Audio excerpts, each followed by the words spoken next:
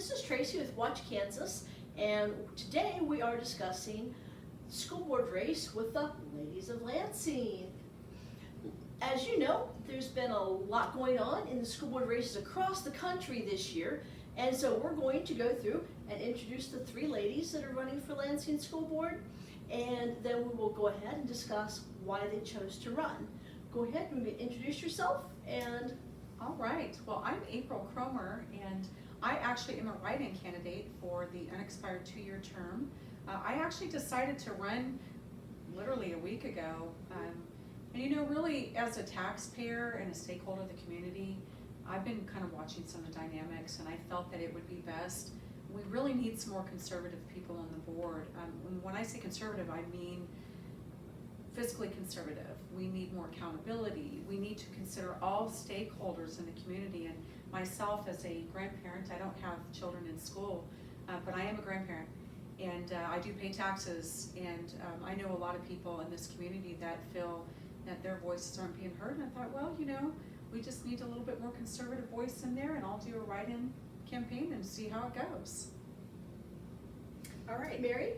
well, I'm Mary Wood, and I was born and raised in Lansing. I graduated from Lansing High School along with many family members and good friends. I have been involved with the school system for many years. I have a daughter, Natalie Wood, who graduated in 2018. So I spent from kindergarten on with the teachers and as a room mother and helping out in the classrooms as much as I could. So from the very beginning, I have spent a lot of time visiting the school, helping out the teachers, and doing what needed to be done. So now that Natalie's graduated, I still feel like I am invested in the school system, and I grew up here. Like I said, I wanted to continue to do good for the Lansing school system, and I, as a taxpayer, too, have some concerns. So there are several things that I am concerned about with the school system, the budget and the curriculum, and just making sure that our students have the best available curriculum that to have within the system. And I would feel that I would be an asset to be on that school board and make sure that we are looking out for our students, our teachers, and also the administration. Okay, now, talking to Tracy, Watch Kansas viewers are very familiar with Amy. They've spent lots of time with her. Amy, why don't you go ahead and introduce yourself to those that may not have seen some of our prior videos together. I'm Amy Cawvey, and I'm also running for Lansing School District, and I have a little bit different experience. My husband was active duty military, so until he retired here 6 years ago, and we've made this our forever home, we spent many years traveling the country and saw several different school districts, different leadership, different ways of doing things. And during that time, with 3 children, my youngest is a junior in high school still here at Lansing, but my other 2 are grown adults. And over that time, I spent a lot of time volunteering in the classrooms, working with the teachers, president of PTO, things like that on a volunteer basis, and also substituted several times in different districts. But now I would like to take on a different role. I've seen changes occur since my older children first started school until now with our youngest as a junior. And I feel that the parents are not represented well in the district, and even the taxpayers, like you mentioned, even if you don't have a child in school any longer, this is our next generation. Yeah. And we should all be vested in that. And that's with COVID, and when all of that happened, and some of the leadership that was not shown by some of the board members, and with different changes that are occurring with that across the country in the schools, I think that we need to have some conservative leadership on the school boards. I agree.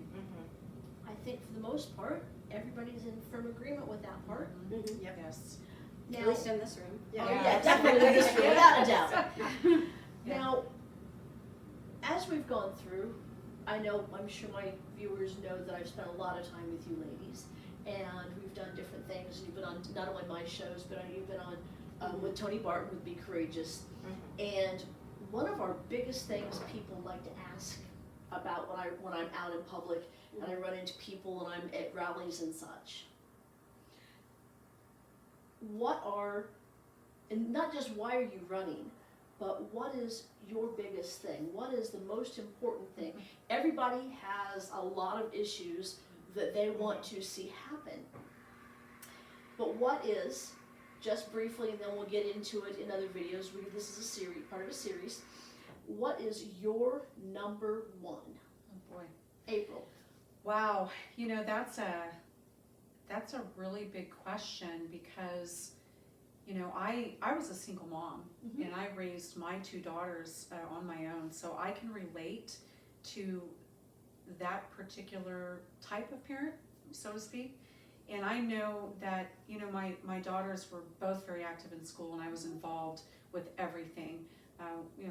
My youngest daughter played basketball from the time she could actually before kindergarten, and my oldest daughter was an academic. So I look at both of those things and I think, okay, now as a grandparent and wanting to see the same freedoms and liberties that I had growing up and watching even with my daughters. Let me give you an example.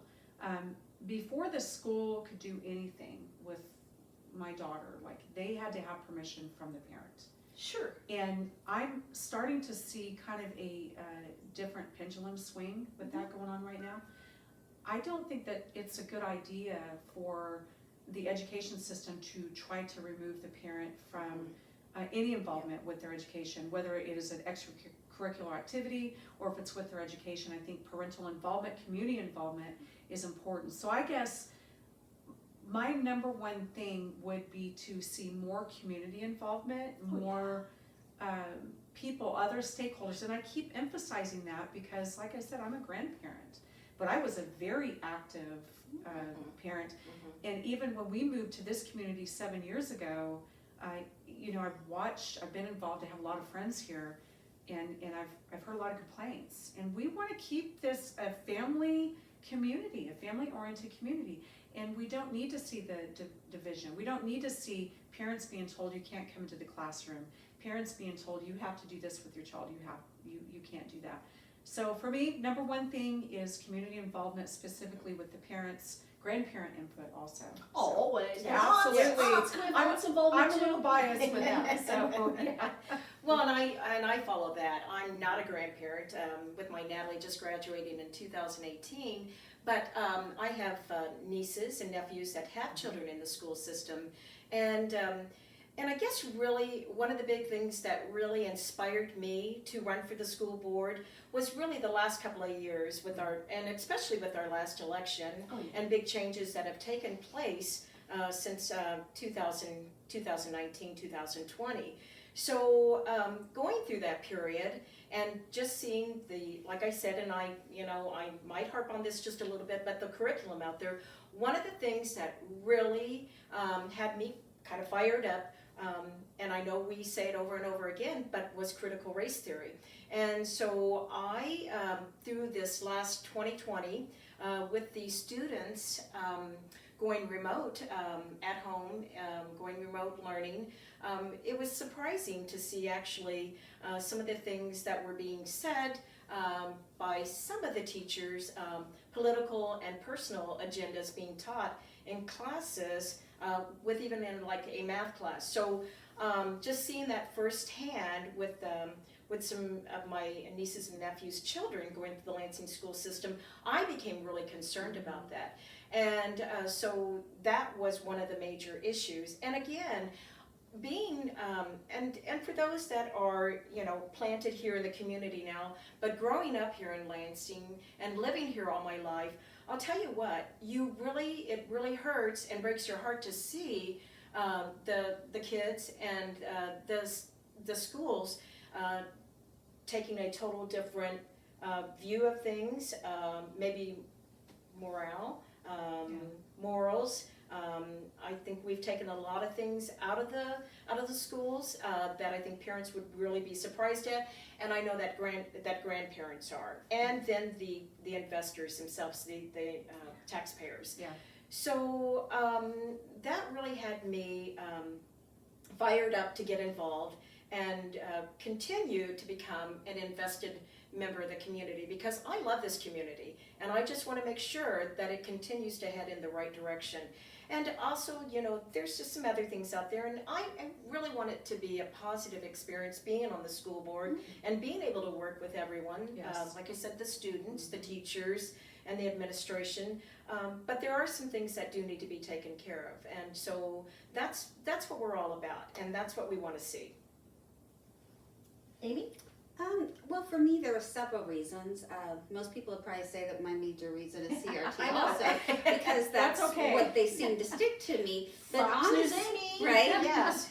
But really, that the main thing that occurred to me when COVID first happened was the lack of parent representation, or at least they did not listen Right. to the parents, and Right. that I go back to when they were trying to decide whether to go back to school or not, and the kids need to be in person. They're kinesthetic learners.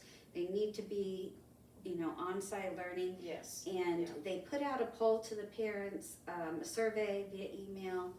Over 80% of the parents wanted their children in school. Not, you know, they had the option to do remote learning too if Right. a parent didn't feel comfortable, but 80% wanted their kids in school.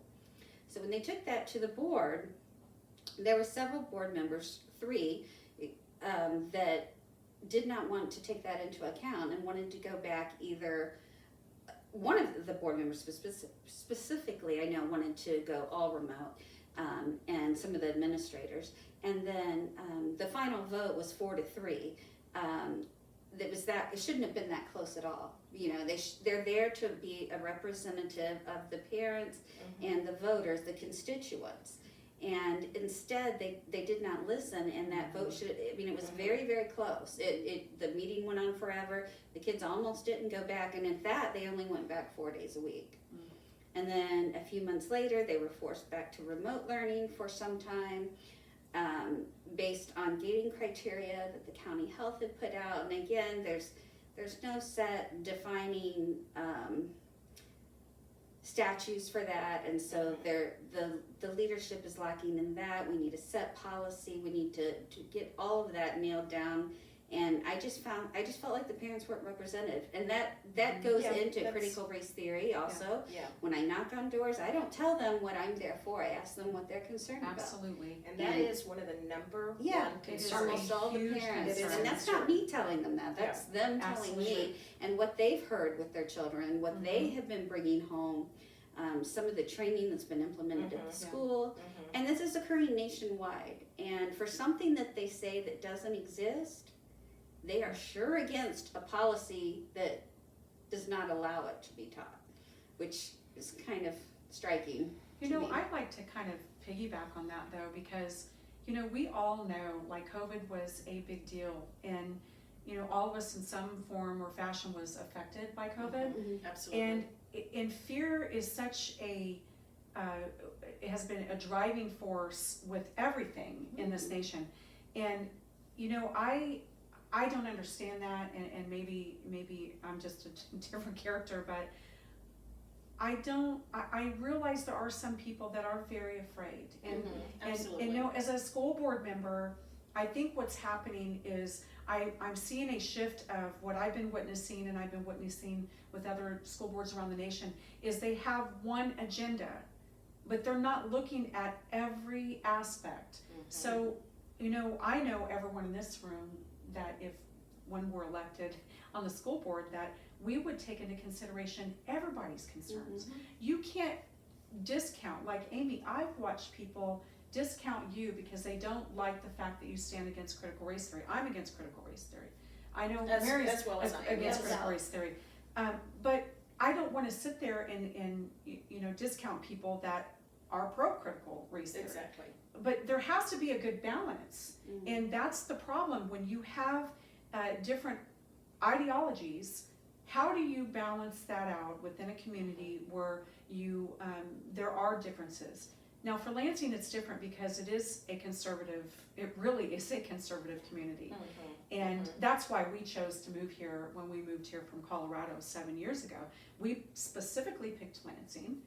Actually, we live south of Lansing in the county, but we specifically picked it because we knew that it was a conservative community.